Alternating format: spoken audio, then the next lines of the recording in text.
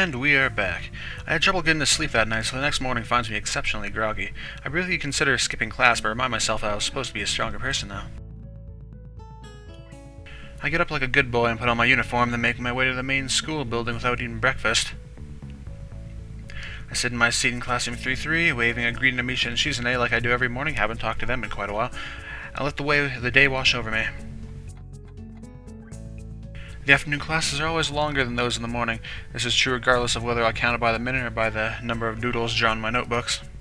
Today I'm especially distracted as I keep thinking about Rin. Did I manage to properly tell her that I want to get better? Did she understand a word of what I was saying? I think about the kiss we shared and what it means. She was so out of her mind. Maybe it means nothing, but we've been getting closer lately. What does that mean? I think about Rin more and more nowadays. I wonder if she thinks about me. The ringing of bells makes me flinch, and then I realize I haven't been paying attention during the latter half of class at all. I look at the assortment of sketches traveling up and down the margins of my notebook, the only thing I got done in the last hour. Feeling vaguely disappointed in myself, I pack up and get to the hallway. Rin is standing right outside the door, her presence stopping me in my tracks as soon as I spot her. Her posture is relaxed as always, but I suddenly feel like I just ate a crowbar. I'm having a hard time meeting her gaze. She doesn't seem to have any trouble looking at me, but those dark eyes are making me feel flustered for no reason. It's hard to look straight at her, so I turn my face away a little. I don't know what one should say in this kind of situation. Then again, I rarely know what to say to Rin in any given situation. Hi. Hello.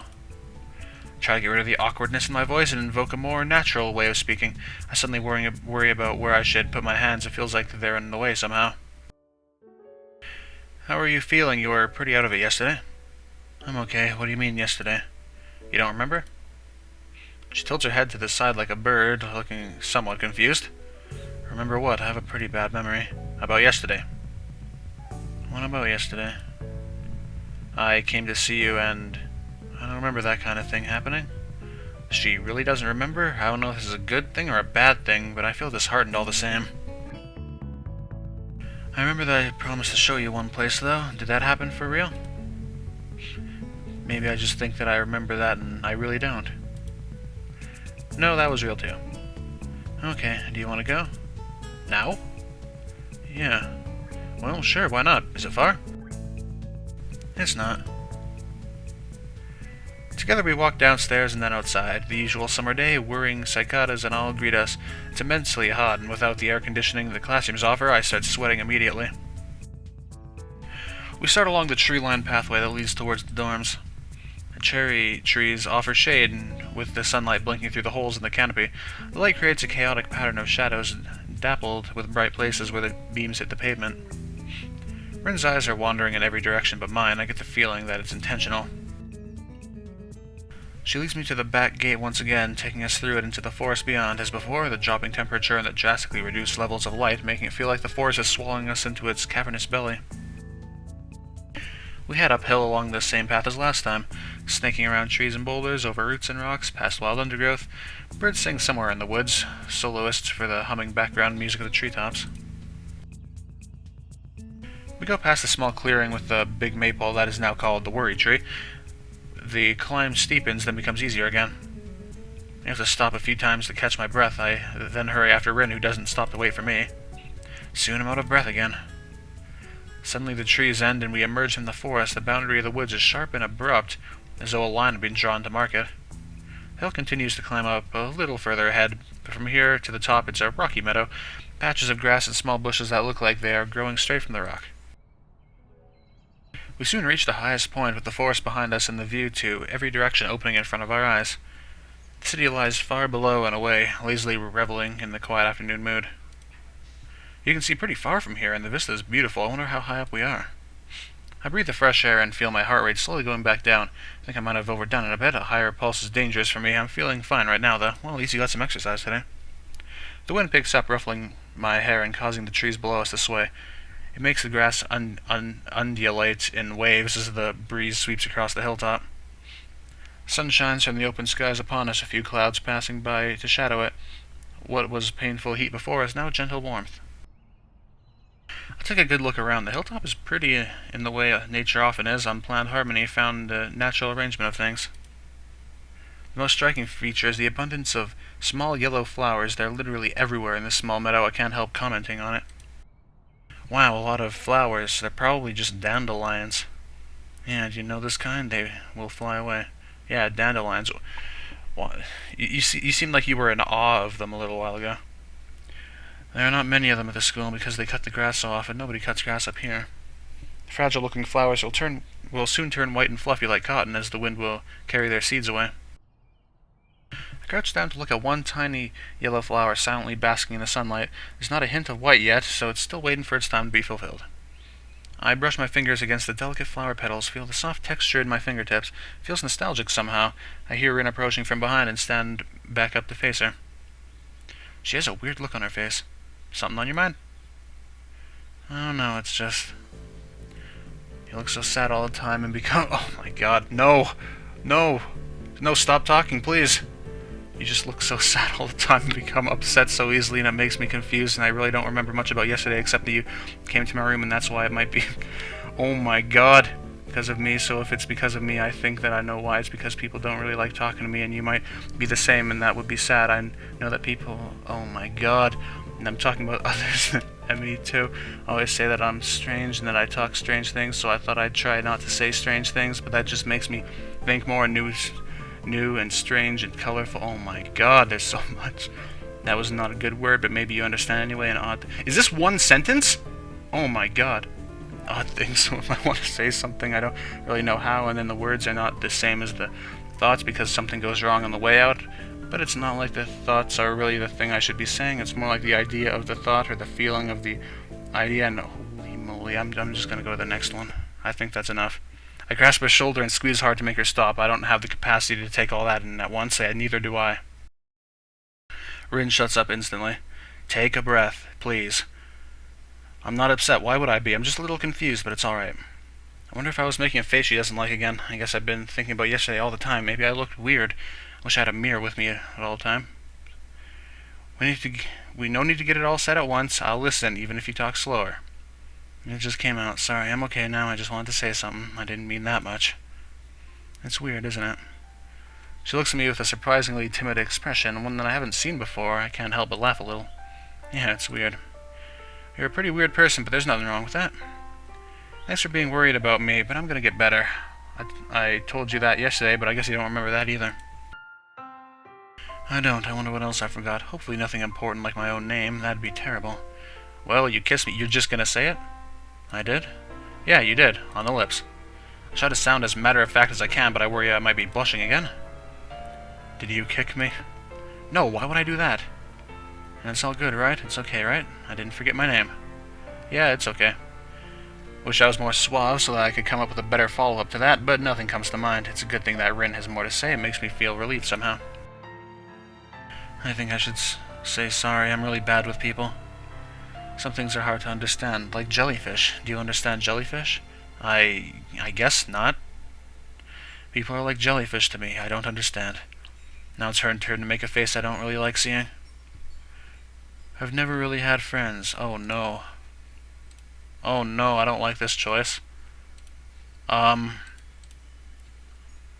don't know. I probably would say this one. No, I'm your friend for one. I mean, think about it. We already talk a lot to each other, and we've gotten upset at each other and then forgiven the other for it. That's what they call friendship. It's really nice of you to say that.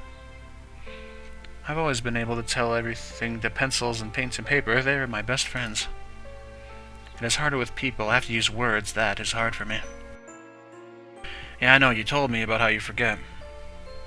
Rin nods at me wordlessly, and I dare to attempt showing her a little encouraging smile. I hope I do it properly. She doesn't reply in any way.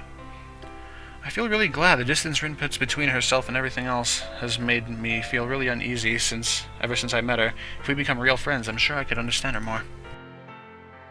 I'm sure that this way we can close the gap of understanding between us. My thoughts don't transmit to Rin. She seems lost deep in thought, wandering amidst the sea of yellow flowers covering the grassy hilltop. It's just as well. Time passes, the breeze making the taller grass sway gently in time with the wind. Rin hums a little song to herself so quietly I can't tell what it is, if it's even anything at all. With her, it's probably just something she made up. Stronger gust sweeps over the hilltop, and the sound of the trees and the wind buries the song away. I check my watch, more out of habit more than anything else. It's 4:30 right now on this Saturday afternoon. Rin looks into the distant horizon with that odd blank stares of hers, as if she were looking at nothing at all. Her pupils are dark and quiet like a pair of deep, still ponds. You're going to become better, right? Sure. Me too, you know. I'm going to talk to that friend of the teacher and ask her to put my stuff in her place and work hard to get all that done. I decided that just now, you know, but I think I knew it all along. I've had this feeling for a long time now that I'm going to change, even if I hate it and don't want it. Even if I wanted to, I would change. Like I am not enough the way I am. I think this could be a good way to do it because it's like a straight line. Like I've learned all the things in my life so far just for this. It's just art and it's the only thing I really know. I know what I'm going to do, so it's good. I'm not afraid at all. I feel like I always do. Is that weird? Nope, not at all. I close my eyes and give in to the irresistible sensation that has been growing inside me all week long. I float up towards the surface of my own life. The pressure of being underwater slowly diminishes, the weightless sensation becomes stronger. I break the surface of the water, lifting my head into the sunlight and inhale deeply, breathing in fresh air as if for the first time in a long, long while. My lungs fill with oxygen. I open my eyes to see Rin's peaceful, determined face.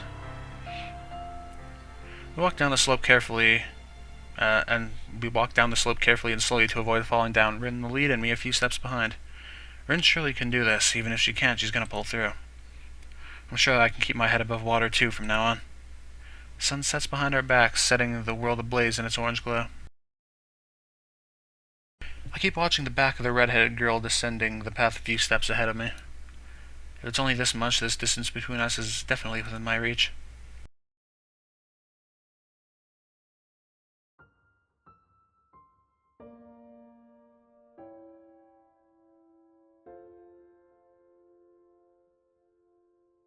Oh, we're on another act now. I thought there was just going to be two. Is there going to be a cutscene? There's no cutscene. That's kind of unfortunate. Oh, well, I guess not much happens in those cutscenes anyway. I asked you a question, Nakai. I shake my head to fend off the dazedness. The teacher's looking at me, as is everyone else in the class. Sorry, I wasn't paying attention. What's the difference between... Never mind, different question. Why are you here in this class? To, learn about physics? Yes, well, no, that's the answer I wanted to hear. To acquire knowledge is the secondary reason for you being in school. The primary one is to learn the rules of society, the norms and ethics that govern your everyday life. You don't come to school for the classes, you come to interact with the other people there, your classmates who are your equals and the teachers who are your superiors. You learn how to form social contacts and maintain them, in other words, how to be a part of society. School itself is a microcosm of the entire society. Locke was the one who realized that, you know, school's not just a place for learning, and of all the kids your age, you guys should know that better than anyone else. He pauses for a moment, then lets his eyes sweep over the class to see if the message sunk in. At the very least, it shut everyone up and got them to focus on him, captivated either by his voice or the sudden change of topic from physics to the philosophy of education. However, my classes, as you so aptly put, are a place for learning about physics. He points at me with the piece of chalk he's holding. So, no sleeping during class. Got it, Nakai? Yes, sir. From the corner of my eye, I catch Shizune's scowl and Misha's barely contained giggle. I sink deeper into my seat. After classes end, I'm the last one to leave the classroom and close the door behind me and quietly make my way to the art room.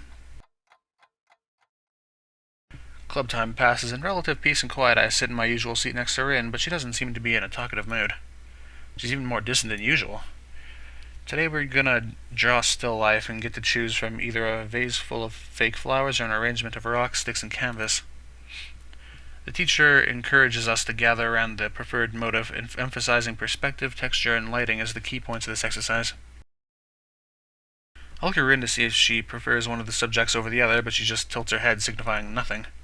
The club members quickly shuffle their chairs around the classroom to get closer to either the vase or the clutter. Rin and I both pick the flower vase, but only one of us seems to do any work. She's ignoring Nomiya's assignment just like she's suddenly started ignoring me and has begun doodling something idly with her foot, not even really looking at what she's drawing. I try to catch her gaze, but she's looking out the window. It's making me uneasy. Rin almost looks like she's asleep with the... The heck was that noise behind me? Rin almost looks like she's asleep with the way she's leaning back against the chair with her legs resting easily on the desk. She's now completely given up on the drawing. The more I try to relax, ignore her, and just be myself, the more it feels like I should ask if something's wrong.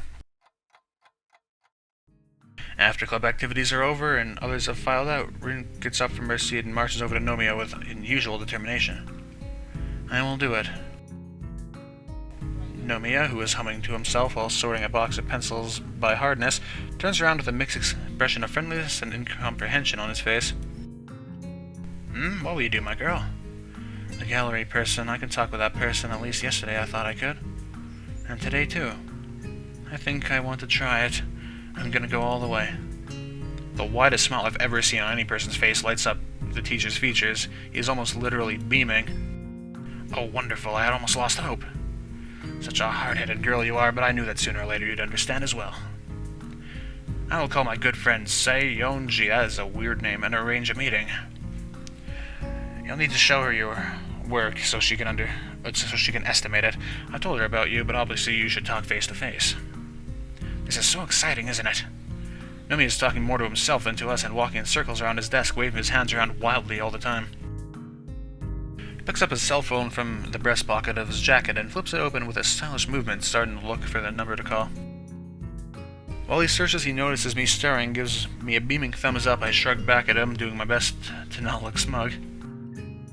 Nomiya finds the number and makes the call, turning away from us and lowering his voice once it goes through. Even so, I can hear his excited tone. The call doesn't last long. Fabulous. Sai is at the gallery right now, and she said we could stop by right away if that's fine. This is most excellent. Do you have some kind of portfolio to show her in? She just shakes her head at the question.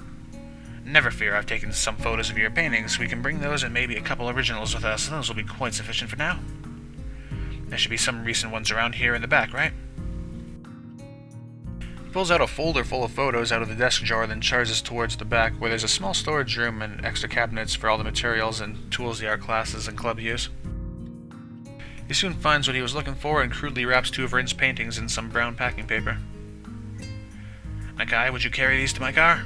I pick up the two oil paintings. They aren't heavy, but they do make navigation somewhat cumbersome as I follow Nomiya and Rin to the parking lot. Nomiya has a pretty nice car, not something I'd expect a high school teacher to drive. I wonder what kind of salaries there in Yamaku. The canvases are stuffed into the trunk where they just barely fit.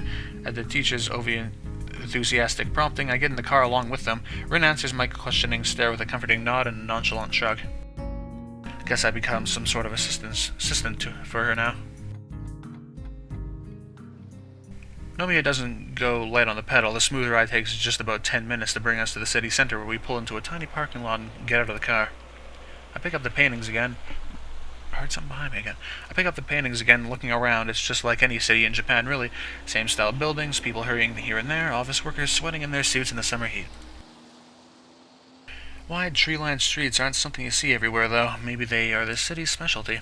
Definitely has that feel of a city, which I thought I already forgotten. I feel immediately comfortable walking around. Haven't actually been here before. No, in that case, it's about time. It's a great city, lots of wonderful folk around here, and most importantly of all, a vibrant cultural life. Sai's place is just around the corner. After turning around 3 more corners, Nomiya stops in front of a door. There is a nameplate in big red letters over it. 22nd, I almost said 22nd corner. Is this really the 22nd corner? Of what? That's bothering me too. I mean, where to start counting, and which way do you count? Rin gets worked up over the strangest things. Unlike me, Nomiya ignores her completely and pushes the door open. The gallery is very clean looking, and the air conditioning makes it cool and very comfortable. The white walls and big windows facing onto the busy street make the whole place feel airy and bright. There's nobody around whom I can see, however. Most of the floor space is empty, with only a few large tables and a counter for furniture. There are paintings too, of course. A poster advertises an exhibition for an artist I've never heard of. Most of its work seem to be portraits or landscapes done in a more traditional style than Rin's abstraction. Summoned by the bell on the door, a lady who looks maybe around Nomiya's age comes from around the corner. She's dressed in a sharp suit, her straight, dark hair in a perfect ponytail behind her head. A pair of flashy, expensive-looking eyeglasses frame her eyes. On second glance, I'm not so sure of her age anymore. She looks old and yet not actually old. Sai, hello. She clearly recognizes the teacher, greeting him warmly. Oh, there you are, Shinichi, and so quickly I take it that these two are your students. Indeed, let me introduce you. This is Rin Tezuka, the one I spoke to you about, and the healthy-looking lad over there is Izao Nakai. She takes a long, hard look at both of us, especially Rin. I feel like we're being evaluated, that a worth of some abstract kind is being calculated for us. Her eyes linger for a long time on Rin. On her eyes, her empty sleeves tied in knots, her posture. Sai takes her first impression of Rin with an intensity I have not seen used by anyone else before. Once finished, she smiles amiably. Pleased to meet you both. My name is Sai Sayonji, and I'm the owner of this gallery. Could I maybe offer you some tea? Oh, no thank you, we're fine. Let's get down to business. I lay the paintings on a tabletop to give the gallery owner a better view, and Nomiya pulls out his folder of photos. The old lady studies Rin's work carefully, absent-mindedly brushing her cheek with her fingers while letting her gaze sweep over the paintings. Her eyes remind me of a bird of prey of some sort. They're so sharp and somehow very calculating. She takes her time, slowly going over the paintings in order without uttering a single word. Even the teacher looks very nervous. He tries to point out certain details and other things about Rin's work, but it seems like she's not listening. While Nomiya and I keep looking at Sai, trying to look for some hint of a reaction on the gallery owner's face, Rin lets her gaze wander around the gallery space. Suddenly, she pipes up. Is this really the 22nd corner? Sai raises her gaze from the paintings to look at Rin, but doesn't answer. It's probably for the best. She takes stock of Rin's slouchy posture and her dreamy eyes that are again moving restlessly about. The way Rin seems to be detached from the situation that's supposed to be very important for her annoys me just a little. I'm practically holding my breath here. After Sai has gone through all of Nomiya's photos and inspected the 2 oil paintings I hold here, she goes through all the material again, this time at a quicker pace. Finally, she gives her verdict. I like it. Though if you don't mind me saying, you're still a bit immature, searching for your own direction perhaps? She picks up one of the photos. So just look at this, I can't take my eyes off it. Like a little kitten playing around. That's what your art makes me feel, young lady. Thank you, I think. Nobody has ever said that before, I think. That's all that Rin has to say. Something about what the gallery owner says and how she says it makes it sound patronizing to me, but I hold my tongue. Anyway. What a wonderful imagination, though, isn't it? I've always said that Tezuka has a great eye for composition and color harmony and technique. Remember, all these are done with her feet. Of course, we need to put some of the simpler ones on display, too, for the lay peoples. Right, Sai? Teacher snorts derisively. You know how those Philistines are. What do they understand about real art? They just be at a loss with the abstractions and themes here. But it'll generate more publicity, and that's good, isn't it? Sai smiles gently at Nomiya's remark and turns back to the paintings. I wonder. Tell you the truth, I just don't know if all this makes an exhibition. Even if I like it, I don't get the feel of a theme or cohesion. Cohesion. Yeah. There's no oeuvre. That seems like a French word, but I can't pronounce it, even though I used to know French. And really, who would expect such from a young artist like the kitten here? Oh, no, it's definitely doable, especially if you get a few new pieces and touch up some old ones. I don't mind painting more. I'll do anything. It's a bit of a stretch. Trust me, I wouldn't have come to you if I didn't believe Tezuka was ready. You can see it too, if you can't you? I know exactly what her kind is capable of, and you know too. These words give the gallerist lady a pause, and a hollow, bottomless look takes over her eyes for a moment, as if she is looking through or maybe past Nomiya. She says nothing, but her mouth becomes a tight, flat line as if stretched. Finally, the moment passes. Is that what you're saying? That's what I'm saying. Sai sighs and takes a few steps, walking in a circle as if to help organize her thoughts. She takes another look at a photo of the painting she particularly liked, the one that made her call Rin a kitten. She places her hand over her mouth, lost for words. After a few moments, she shakes her head. I don't know what to say. After seeing you, dear, and these paintings of yours, would you excuse us for a moment? I want to talk to your teacher in private for a bit. Sai draws the art teacher aside, and they talk in hushed tones for a while. I can't hear what they're saying, but over her shoulder I can see the lines around the corners of her mouth tighten as she motions with her hands in time with her words.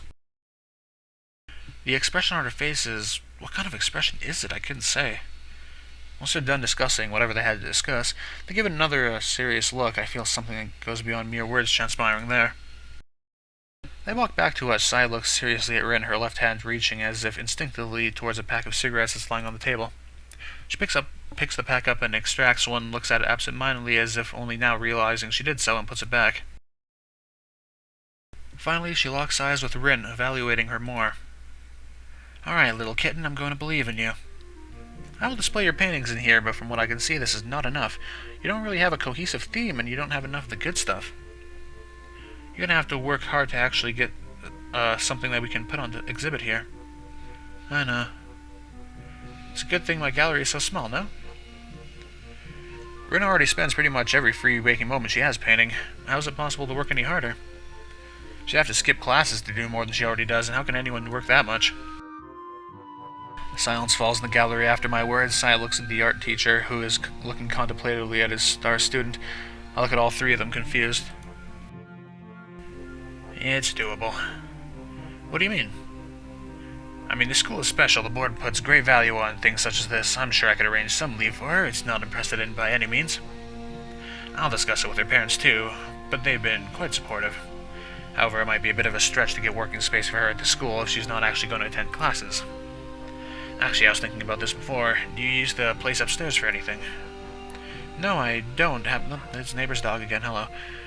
No, I don't. Haven't since back then. It's more like a landfill than an atelier now. Upstairs?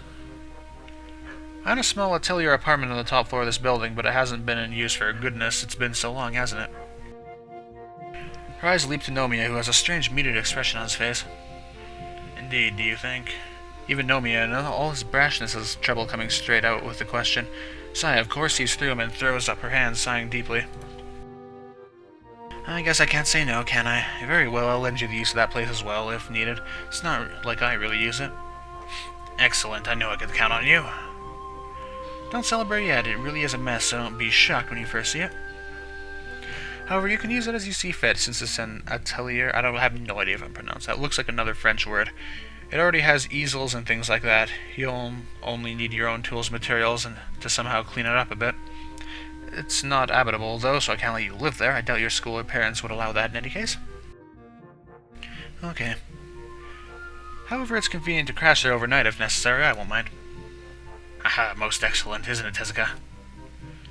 He enthusiastically pats Rin on the shoulder, laughing in relief and happiness as if all of this good fortune landed on him personally. Sai smiles as well, perhaps more amused by the old teacher's glee than anything else. Oh dear, Shinichi, this really is like back then. Are you sure you haven't bitten off more than we can chew? She looks at Rin, who seems to be oddly subdued despite all this. Hope it will be worth it, kitten. She holds out her hand as if to shake Rin's, but realizes the impossibility and quickly moves to pat her on the shoulder. Rin looks back at her silently, her eyes serious and impenetrable like the dark of the night. Yeah, drink time.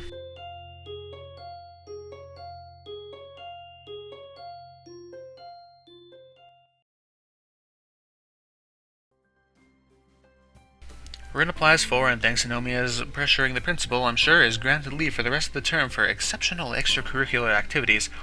She has to make up for it during summer vacation, but it seems she doesn't mind. Rin will still be able to eat and sleep at school, of course. She just doesn't have to go to classes. I'm not entirely sure if I envy her or not. It all makes me feel anxious somehow.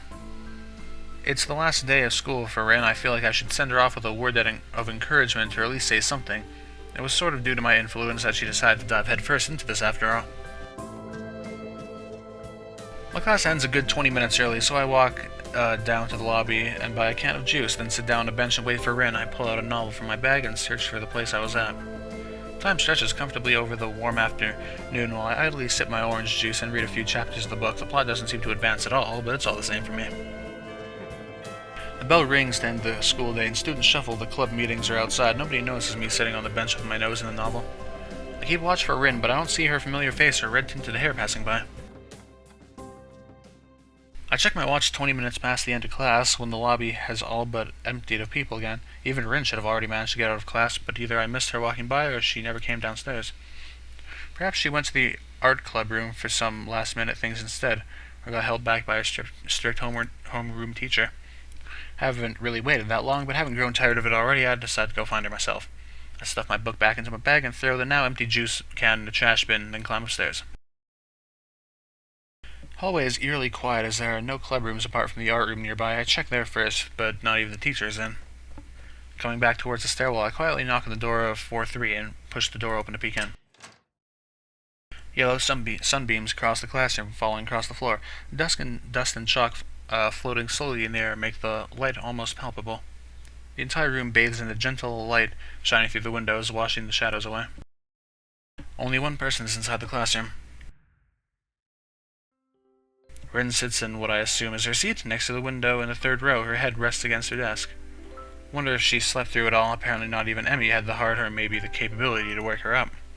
I close the door quietly, walking past the neat, even rows of desks. I go over to where she sits. Rin? My mouth is suddenly so dry that the word comes out as a tiny whisper. She doesn't answer, so I set my bag down on the floor next to hers and lean over her to look at her face. Rin's eyes are peacefully closed, the long eyelashes projecting thin shadows onto her cheeks. Her mouth is slightly open, letting me hear the quiet sound of her breathing. Her usually messy hair is even more so today, lying in complete disarray over half of her face and forehead. Her bag is lying at her feet in a forgotten rag doll. A few books and pens have fallen out of it near her seat. The scene makes me smell a little.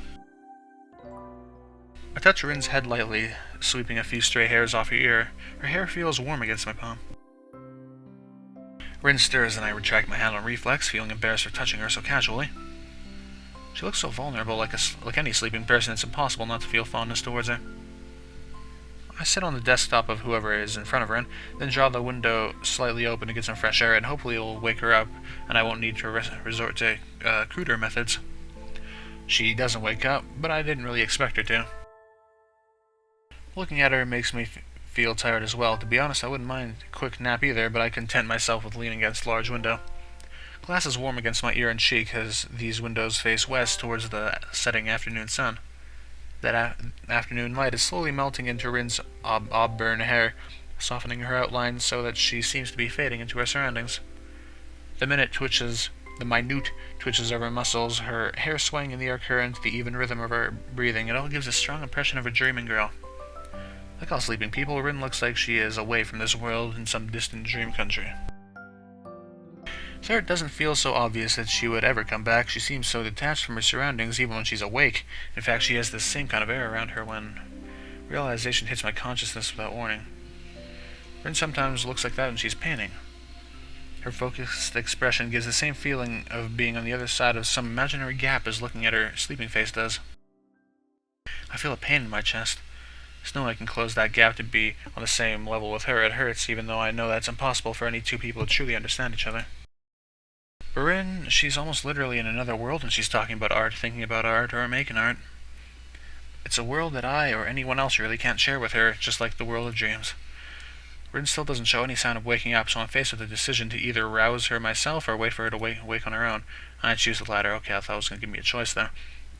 Waiting is something I'm good at. I found that out during my hospitalization, but even the hospital ward was more lively than the school after classes are over. The only sounds in this place are the loud ticking of the clock above the door and the distant voices of students down on the grounds. A genuine summer breeze blows inside from the window I cracked open, full of warmth and carrying the scent of light. Wait, the scent of light? Okay, scent of light, alright, that makes sense. I look outside to see where it came from, but I'm dazzled almost instantly. The window glass seems to trap all the sunlight within, making it painful to look that way.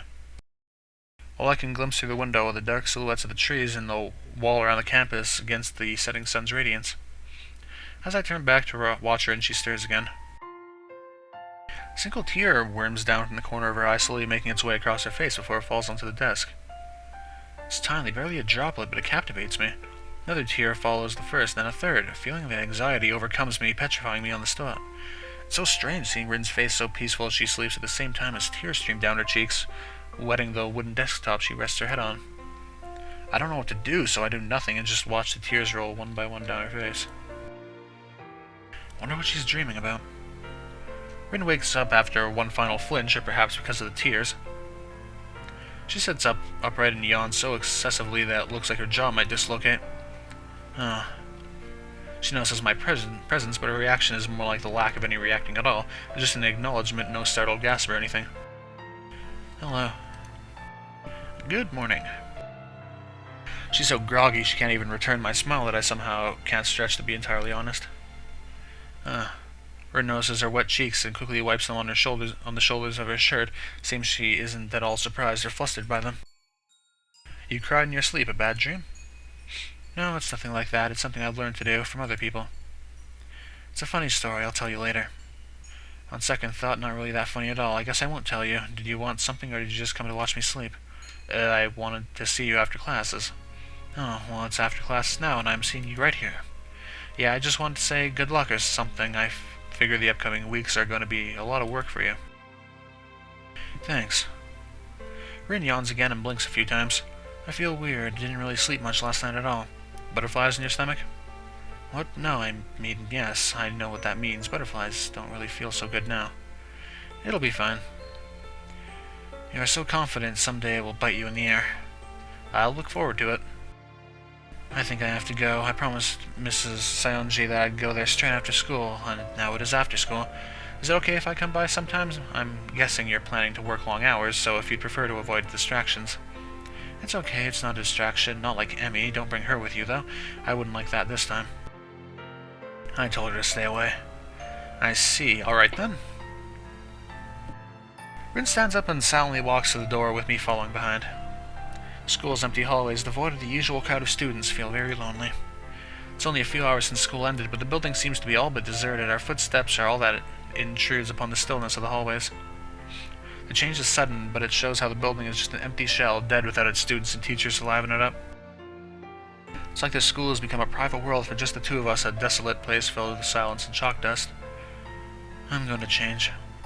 She says this out of the blue while we walk down the stairs to the third floor, and it makes me wonder how she views this challenge that lies ahead of her. That's what people must do sometimes. That's the last thing we say to each other that day, even though there's so much that we could talk about. And even those words drown in the all-encompassing silence, disappearing into the stagnant air as if they were never said.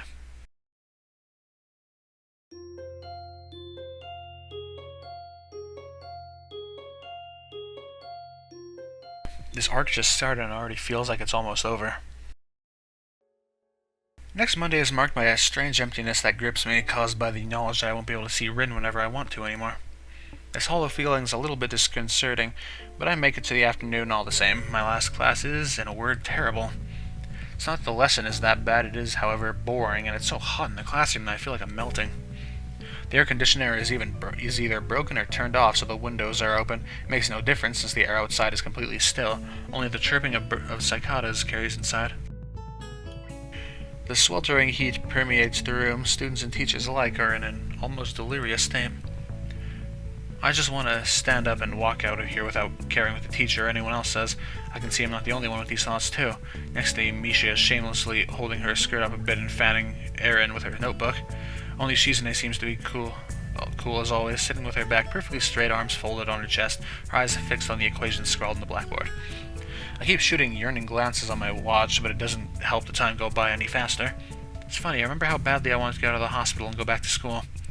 And all I can think about is the upcoming summer vacation and freedom from classes and homework. Perhaps it's human nature to think only of the situation at hand.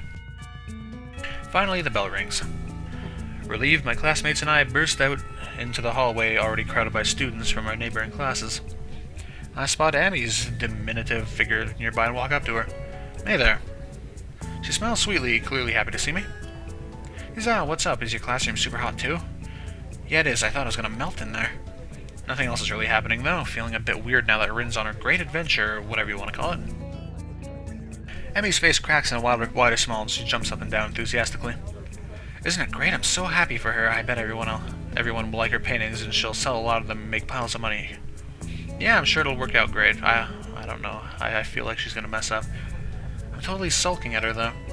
She huffs angrily and places her hands firmly on her hips, even letting a little anger seep into her voice. Doesn't quite have the impact she's probably hoping for, but I say nothing. Why's that? She said she doesn't want me to go see her. Oh yeah, she mentioned that. I guess she prefers to not be distracted. I can understand that. I don't think I'm that much of a distraction. Besides, I'm sure she'll forget about sleeping and eating properly if someone's not there telling her to do it. Sometimes she's like that, gets completely fixated on whatever and drops everything else. Really makes me worried, you know, is she gonna be alright? Such friendship. I wonder. Wonder if she thinks I'm annoying. Pretty sure that's not the case at all. Emmy shakes her head, looking amused. I'm not sure if she's joking or not. She has these weird ideas about a lot of stuff. Things just make sense to her in a totally different way than they do to me. I can't even remember all the weird stuff she's talked about over all this time. I don't think Rin does either, really. She's the type of person who would forget her own head if it wasn't attached to her shoulders. That's why I just can't leave her alone. Is that weird? She leans against the wall, managing to look distraught, yet still cheerful as always. I get a strange feeling about it, as though I was talking to two people at the same time. How would I know? Everyone's weird in some way, but if that's yours, it's a very nice way. At least I can understand what you're talking about, unlike Rin. Most of the time I have no idea what's going on inside her head either. Emmy giggles, nodding in agreement. I think it's okay even if you don't understand her, that's how she usually is. Emmy stands up straighter, brushing the hem of her skirt and straightening the waistline. She laughs awkwardly. Wow, we ended up talking pretty seriously. What's up with you, Hizao? Why'd you bring this up?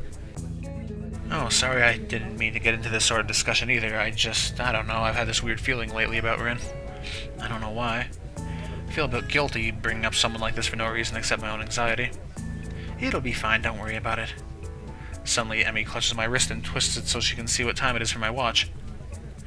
Oh, damn. This late already. I wouldn't think she'd say something like that. I really should go. There's a meeting with the rest of the track team after the field. It's not gonna be fun in this heat. We're gonna sweat like pigs, but I promised I'd be there. Bye-bye. She skips downstairs, leaving me wondering if what I said, or what Rin said, rather hurt her or not. Maybe what Emmy herself said hurt her the most, come to that. So in the end, even the person closest to Rin is just as far apart from her as everyone else. I wonder if Rin herself ever feels that distance. I felt like I was drifting away from the world too during my hospitalization. I felt anxious and depressed, and even now I sometimes still do. But I fight against it with all I've got. If Rin has been on that side of the divide for her whole life, I can't imagine how she could not be lonely. Perhaps she's truly different. I refuse to belong to that other place, but maybe she's found comfort there. Like Emmy, I have a club meeting of my own, so I head straight to the art club room at the end of the hallway. Only a few members are present today, so the mood's even more laid back than usual. Rin is working off on her exhibition project, but I wonder if the rest is simply just playing hooky, defeated by the heat. I half-assedly sketch something with a piece of graphite, but do a poor job of it. My fingertips are turning pitch black from holding the graphite and smudging it on the paper accidentally and on purpose. I've improved a little, but Rin's level is still far beyond my reach. Eventually, Nomiya comes in and makes his way around the room, checking out what we're doing and giving comments on the works in progress. Stops behind me and bends closer to look at my poor sketch. Tried to take a few pointers from Tezuka, have you? Oh, well, I looked at how she draws, but I haven't exactly asked for advice, no? Let's see here. He casually picks up the piece of graphite from my hand and lightly draws some faint, barely visible lines over my sketch to illustrate places that need improvement. I already feel frustrated about not seeing the obvious flaws before, but with a couple of careless seeming flicks of the wrist, Nomiya's made them plain as day. Straightening up, he throws a sideways glance at the seat where Rin usually sits. Such a nostalgic feeling, almost like a bird flying from the nest. I'll miss Tezuka when she graduates. It begins from here, you know. Nearly makes my eyes a little misty. Do you really think she has a chance to make her big break this exhibition? Nomiya looks up from my sketch, adjusting his glasses. He rubs his chin, looking contemplative. Why not? It's not like she's going to be an overnight smash hit or anything, but getting the word out there is very important. Connections are pure gold, maybe the most important thing to gain if she is to become an artist. Word of mouth is very powerful in these circles. She has some advantages, like her young age and technique, you know, the feat. People will be naturally curious about extraordinary things like that. His words have an unpleasant ring to them. Isn't that just exploiting her disability to make her more popular? It sounds fishy. Ah, no, it's not like that at all. Think of it from another perspective, like an artist.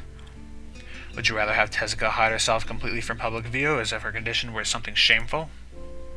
Some people will call it exploitation if we promote that aspect, or discrimination if we hide it. All considered, we're just being honest about it. There's nothing wrong with that, right, my boy? I guess so. Brilliant.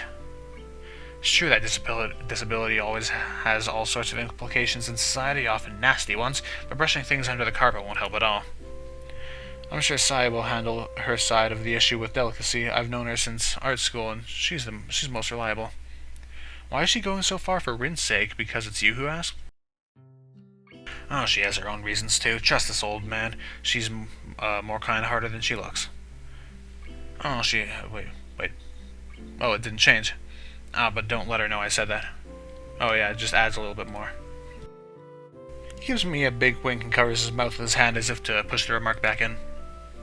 I remember the curious way Miss Saionji looked at Rin almost the entire time during our visit to the gallery. It was like that woman was trying to imprint everything about her into her memory. Maybe it was that Rin reminded her of something else. Mostly, Sai simply adores young people with a passion for art. Her gallery specializes in this very thing, bringing up-and-coming talent to the public. It's a perfect fit for someone like Tezuka. I don't even know if she really wants to become a career artist, though, but I guess that'd be the logical next step. I don't have the faintest idea. Like they say, a teacher can only show the door, it's the student who has to walk through it. An old, tired saying, but it's still quite true.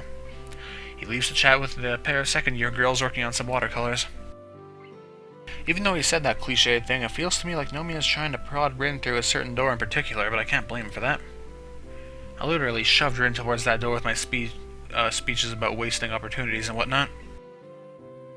Nomiya feels like it's time for him to let Rin test her own wings. He has absolute confidence in this endeavor. Wonder why I can't shed the anxious feeling I have inside me. It shouldn't have anything to do with me. Maybe I'm just bothered by exactly that. I don't have any part in this. I would like to be a part of Rin's life, and her a part of mine. Like friends should be, that's what she called us. I wonder what she really meant. I feel like I'm so far apart from her even when I'm not. It's the same as with Rin and Emmy. I can't understand her. What am I for her?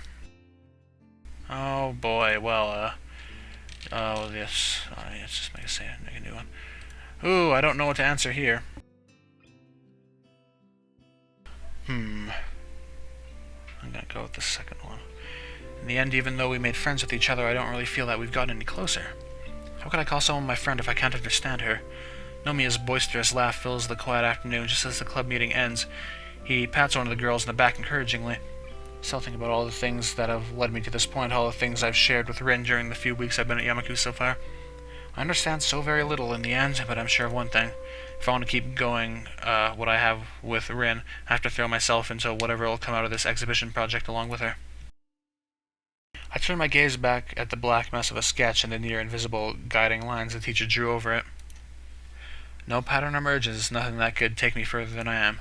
I put the graphite down on the table and think hard and honestly about what I really want. And logo, yep. Well, I think I'm going to end it here then. Well, let's see how it starts up, actually. I assume it'll be in his room or in the classroom. Oh, or neither. Well, anyway, I guess I'm done here for now. Thank you for watching, and goodbye.